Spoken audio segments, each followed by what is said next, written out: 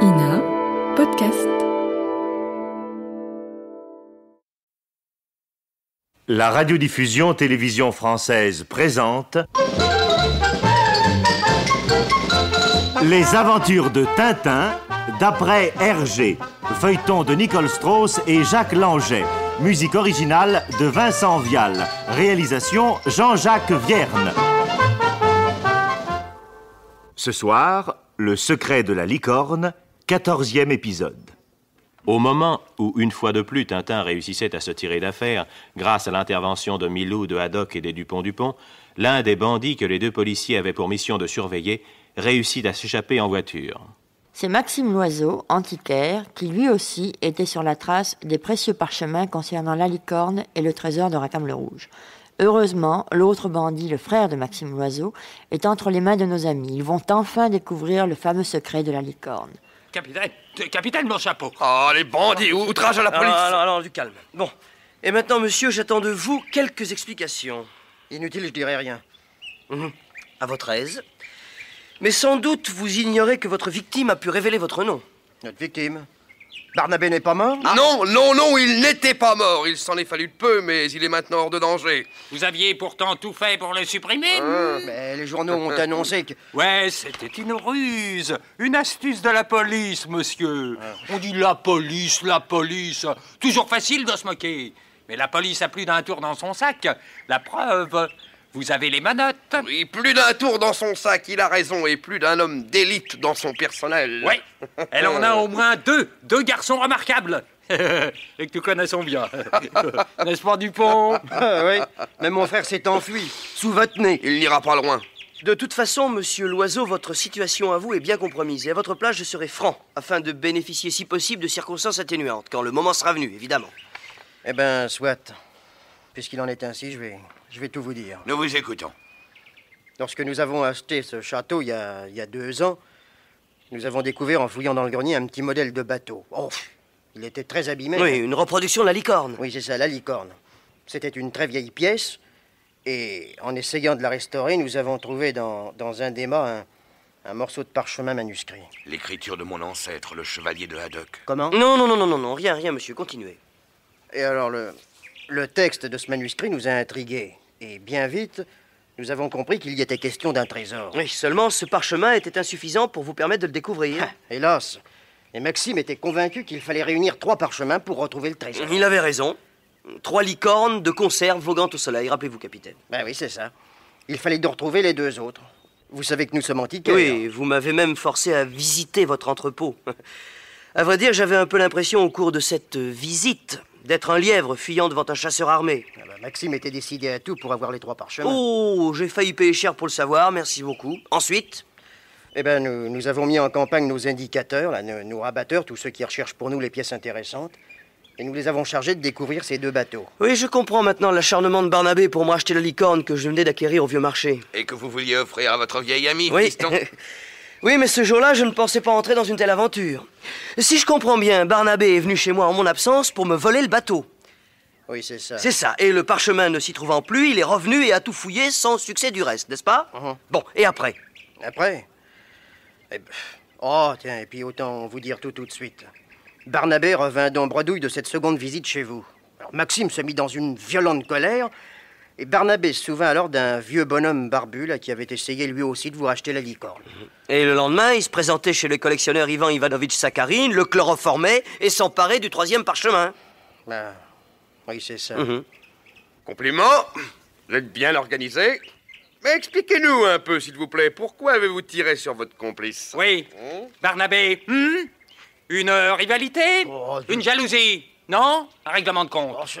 Barnabé voulait travailler pour lui seul. Hein? C'est ça? Bah répondez! Bah allons! Répondez! Non, Barnabé voulait... Taisez-vous! Votre bande était un panier de crabes, hein? Chacun tirait la couverture, Mais ça pas- finit toujours comme ça d'ailleurs, taisez-vous! On ne peut pas gérer honnêtement une affaire malhonnête. Mais c'était... Et ne me regardez pas comme ça, n'est-ce pas? N'oubliez pas que vous avez les menottes. Répondez non, non, suffit.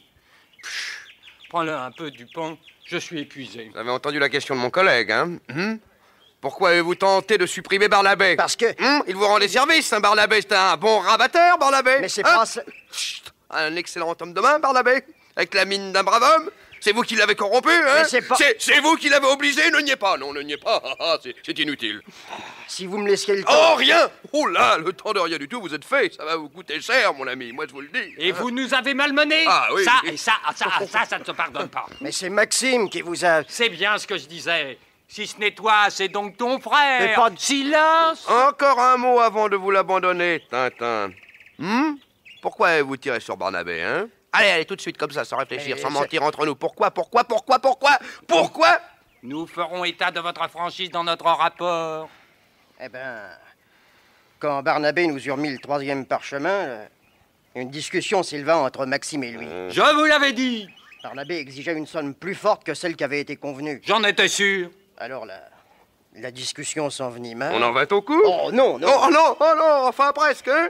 Ben, n'ayant pas obtenu ce qu'il voulait, Barnabé nous quitta furieux en proférant des menaces. Vous avez craint la dénonciation, c'est clair. Non. Lumineux, Tintin, nous vous l'abandonnons. Bon, alors, vous avez filé Barnabé et le voyant s'approcher de moi, vous avez pris peur. Ben oui. Et Maxime l'abattit au moment où il franchissait le seuil de votre immeuble. Ouais, je vois. Mais j'aimerais savoir pourquoi vous m'avez fait enlever. Pour vous obliger à nous remettre les 2 parchemins que vous nous aviez repris. Mais voyons, j'aurais pas pu vous les reprendre puisque j'ignorais jusqu'à votre existence. Eh oui, au fait. Alors? Mais j'y songe. Si c'était Saccharine. Saccharine. Eh oui, si Saccharine avait repris les documents. Capitaine. Oui, Tintin. Capitaine, aussitôt en ville, nous irons chez Monsieur Saccharine. C'est lui, j'en suis persuadé, qui a pris ces 2 parchemins. Eh ben, souhaitons-le. Car nous n'en avons toujours qu'un seul. Un seul. Eh oui. Mais sapristi, nous l'avons même plus. Quoi? Mais oui, les frères Loiseau me l'ont pris. Oui, mais ça, ce n'est pas grave. Monsieur Loiseau, voulez-vous me rendre le parchemin que vous avez fait voler chez moi, s'il vous plaît? Vous le rendre? Alors vite, pas de discussion. Allez, vite, on vous dit. Mais c'est impossible. C'est mon frère Maxime qui l'avait en poche. Le bandit, l'écraseur. Aïe, diable, comment On faire? n'a même plus celui-là. Mais le tonnerre de Brest, quelle mafia! Bon, vous, messieurs, téléphonez tout de suite à la gendarmerie. Bon. Donnez le signalement de Maxime Loiseau et le numéro de sa voiture. C'est une V8, 521 41 BA4. Vous avez noté? Non, je note. Attendez, 521 41 BA4. Oui.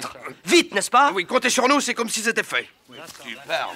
Capitaine, à la gendarmerie avec ce lascar. Allons-y. Et vous, tâchez de ne pas nous prendre pour des Dupont, hein? Nous vous avons à l'œil. Voulez-vous que je fasse avec des menottes? C'est vrai. Alors, en route.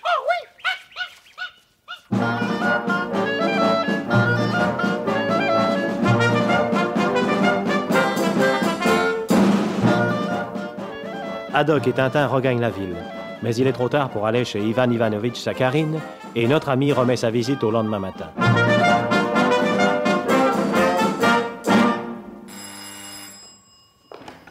Bonjour, madame. Bonjour, monsieur. Monsieur Saccharine est visible, s'il vous plaît? Ah, monsieur Saccharine est parti en voyage, jeune homme.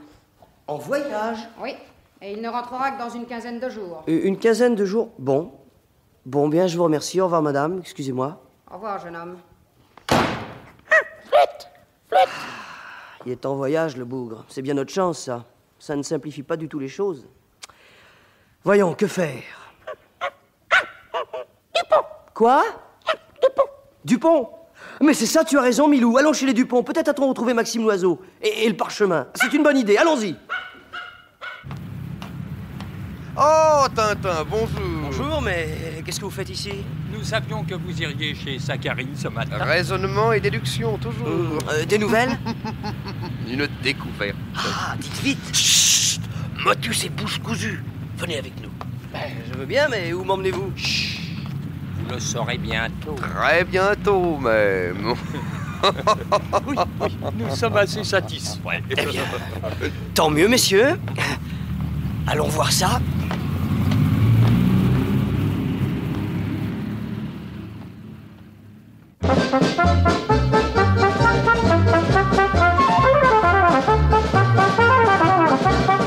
Les aventures de Tintin d'après Hergé, un feuilleton radiophonique de Nicole Strauss et Jacques Langeais, avec Maurice Sarfati Tintin, Jacques Illing le capitaine Haddock, Jean Carmet Dupont ONT, Jean Bellanger Dupont OND, Daniel Netter la dame, Jacques Muller le frère Loiseau et Milou.